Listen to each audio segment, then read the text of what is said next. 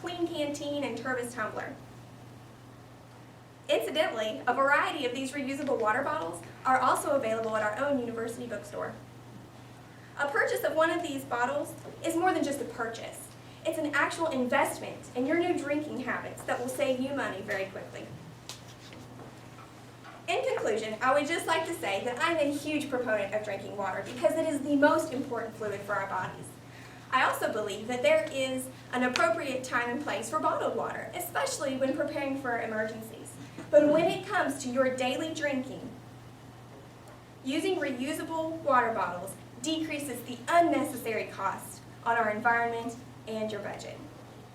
So the next time you're thirsty, reach for a reusable water bottle filled with tap water. It'll be so much more refreshing than the Dasani that'll now have a bitter aftertaste of guilt. Can you imagine what it's like to fight for your life for 6 hours? No? Well, I can because it happened to me.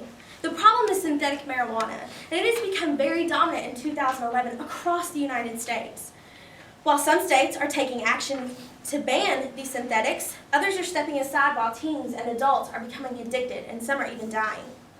Since August 21st, 2011, 2 days before my freshman year here at Western, the one and only time I was involved with synthetics, educating other adults and teens has been my goal. I'm here to talk to you today about my personal experience, exactly what synthetic marijuana is, our Facebook page, and how you can help. So most of you are wondering, 6 hours and you fought for your life? On August 21st, 2011, I took one hit out of a bong of this synthetic stuff that I bought right over here at the hookah bar called 7H.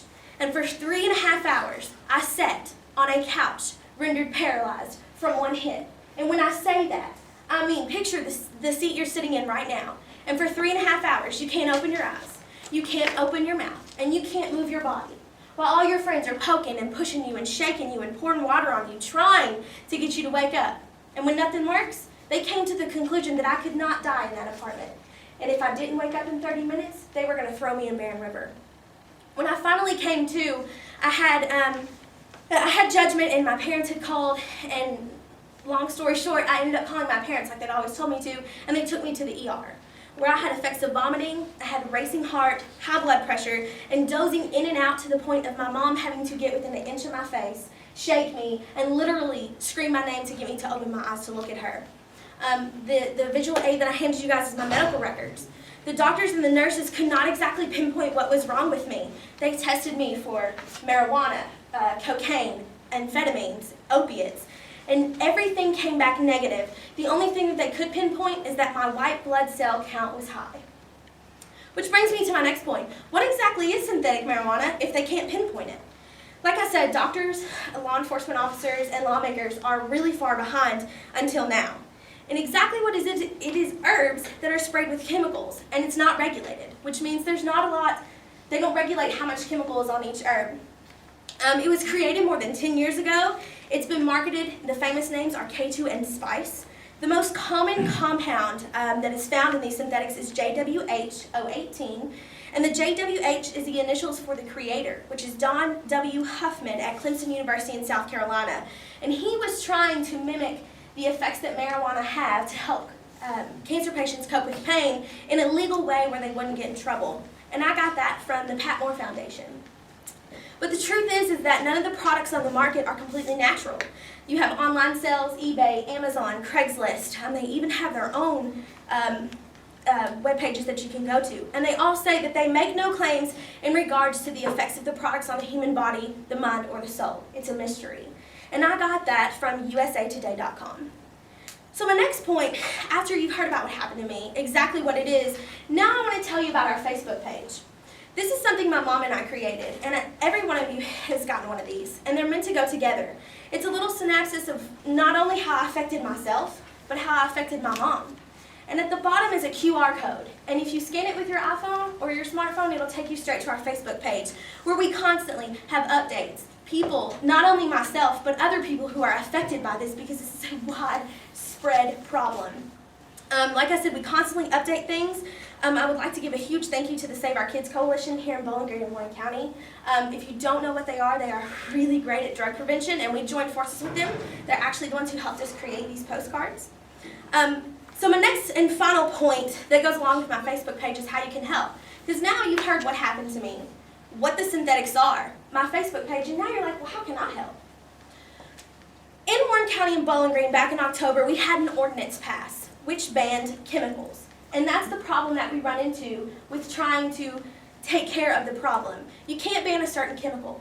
In October, 7H, Diablo, Mr. Smiley, and Crazy Monkey was taken out of the hookah bar because our ordinance covered those chemicals. Legally, until 2 weeks ago when the state passed the emergency ban, Hydro was legally being able to be sold at the hookah bar. And the state emergency ban that they passed, it bans the effects of that the synthetics have on the brain, so it doesn't just take one chemical. This way we can not only get rid of the synthetic marijuana, but the bath salts and anything else that people can create. Now there is one problem. There is a bill in the federal level. It's called HR 1254, and I'm a little irritated at this. This will take care of not only Kentucky, who is covered now, but the whole entire United States. But guess what? Mr. Rand Paul from Bowling Green, Kentucky, put his foot down and said no. So he's holding this bill, saying it should be a state issue, not a federal issue, which we run into. So this is where you can help. You go onto our Facebook, you like it. We have his email, his phone number, if you want to write him a letter, and just tell him, hey, people are dying, we need you to pay attention to this.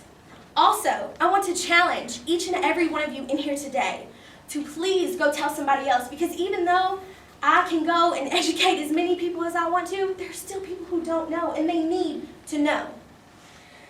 In summary, you know that by fighting for your life, or ultimately losing your life, it's not worth trying this stuff. By what happened to me, what the synthetics are, the Facebook page, and how you can help, I hope that you will really dig your feet into standing up against synthetic drugs with myself. I mean, honestly, why do we need them? And in conclusion, my life has completely changed with regards to helping people and educating them on this horrid topic. I do not want any other person to ever have to experience what I put myself, my family, and my friends through. With your help in contacting Senator Rand Paul, liking our Facebook page, and telling someone else, if we ban these synthetics, they can't stop us. Thank you. There was once a homeless man sitting on the side of the road.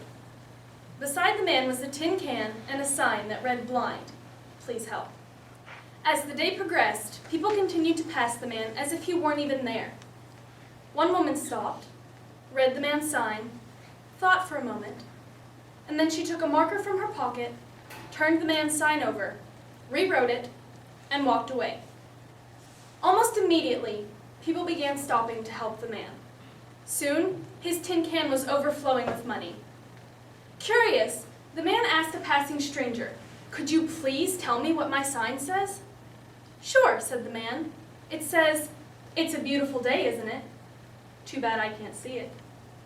Everyone in this room has been affected in some way or another by the words of someone else. Maybe it's the pep talk of a coach to help you get through and win the big game, or the kind words of a friend that help you pull through in your time of need. Maybe it's the influential words of someone that you look up to, or the harsh words of someone trying and succeeding to hurt you. Today I'd like to tell you all about words and show you why it is that they have so much power. I'd like to start by telling you the most common example of the power of words. According to Kelly E. Palazzolo, Anthony J. Roberto, and Elizabeth A. Bobbin, authors of The Relationship Between Parents' Verbal Aggression and Young Adult Children's Intimate Partner Violence Victimization and Perpetration, verbal aggression is defined as attacking the self-concept of another person through threats, yelling, profanity, and etc. People use verbal aggression when they don't have the skills necessary to deal with the normal frustrations of interpersonal interactions. For example, a parent may tell their child to shut up with a raised voice. Perhaps the parent has just had a hard day at work and would like to relax in a quiet environment, while the child, who's very excited to see the parent home after a long day, is laughing and singing excitedly. The child doesn't understand that the parent doesn't feel well and is confused and sad because she feels that she has done something wrong in expressing her excitement. If the parent had approached it in a different way, if she had said, "Honey, could you please be a little quieter? I have a headache," Or even, honey, why don't we go sit quietly and watch a movie together? In this way, the parent is inviting the child in and therefore developing a better relationship, all because she chose the right words. According to bullyingstatistics.org, words have a power all their own, and the realities of verbal bullying have very real consequences. Consequences such as lowered self-esteem, depression, and suicide. Whether the harm is intentional or unintentional, always remember that your words have the power to hurt. In today's society, a lot of people are concerned with how others view them as a person. According to Festus Obiaker, Darren Smith, and Marty Sapp, authors of Understanding the Power of Words in Multicultural Education, words are constructs that frequently lead to labels, stereotypes, and illusory generalizations. No one likes to be unfairly judged or stereotyped. But did you ever think that the words you use have the power to create those stereotypes and judgments? For example, if you choose to use phrases such as, "that's gay," or "that's retarded," you are affecting how those around you, and therefore society, views the gay community and those that are mentally handicapped. Say that your name is Stephanie. You're a high school student. You're on your way to class when you hear a conversation of two girls. The first one says, "That teacher gave me a bad grade on that test because she doesn't like me." The other girl says, "That is so Stephanie." How would that make you feel? Again, whether the harm is intentional or unintentional, your words have the power to hurt. Words can also affect how other people judge you. First impressions can make or break you. Whether it's a job interview, the first day of school with a new teacher, or dinner with your boyfriend's parents. The words you choose can cause a wrong impression and ruin a relationship that would otherwise be beneficial and rewarding. Even something as simple as changing your normal greeting of "hey" to "hello, how are you" can make a big difference. In his 1989 Peace Prize acceptance speech, Václav Havel said, "Perhaps you who have enormous freedom of speech assume that words are not so important, but they are. You may feel that the words you use don't make a difference. I'm telling you, they do. They have the power to hurt, they have the power to help. They can encourage, and they can push someone back. They have the power to reach down inside of you and make you feel compassion for someone else. They have the power to give a wrong impression. The words you use impact the whole world. You can use any words you want. Don't you want to use the right ones? I'd like to leave you with a quote from Earl Wilson. If you wouldn't write it and sign it, don't say it." Claudia, a donor mother from New York, lost her son at the hands of a drunk driver in 1999. Claudia decided to donate all of her son's organs and tissue, and due to this decision, 13 people lived because of his gifts. I am a proud organ donor, and I have the potential to save the lives of 8 different people. I also have a friend who has a 6-month-old little boy that was just recently diagnosed with lung cancer and is currently waiting a lung transplant. Allow me to share with you some statistics of those waiting, what they are waiting for, and the importance of giving a priceless gift. Let me first illustrate that many people spend countless minutes of their lives just waiting for their prayers to be answered, waiting for notification that a match has been found, waiting for their self or loved one to live, but most of all, they're just waiting for someone to donate. The National Network of Organ Donors website states that a new person is added to the transplant list every 11 minutes. And while 75 of these people will receive their organ every day, 19 people will die every day waiting.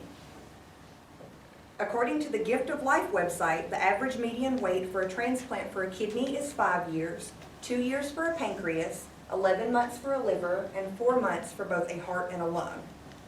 The waiting principles consist of the patient's medical urgency, their blood type, the tissue and size match, the time spent on the waiting list, as well as the distance between patient and donor.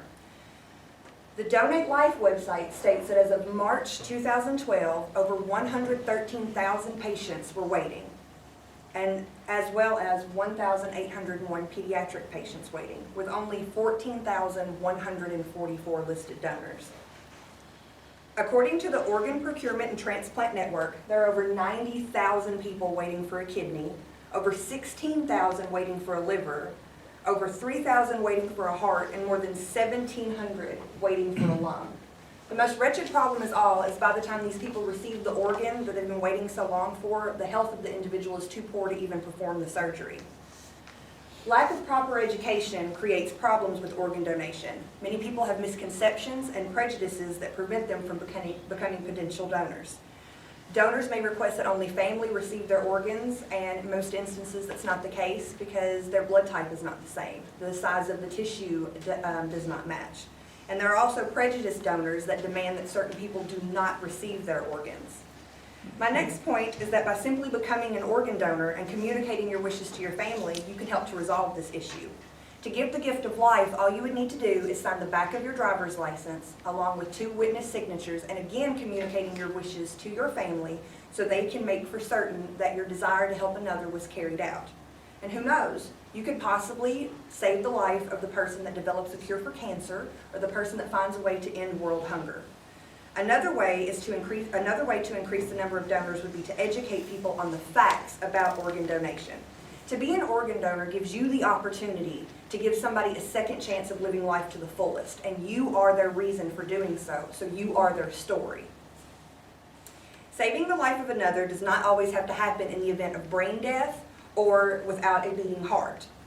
Being a living donor could mean a faster transplant for a qualifying individual, especially those with rare blood types.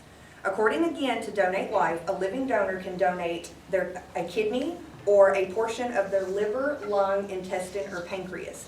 And living donors illustrate a huge act of selflessness by currently giving away something that they are using in order to save the life of another.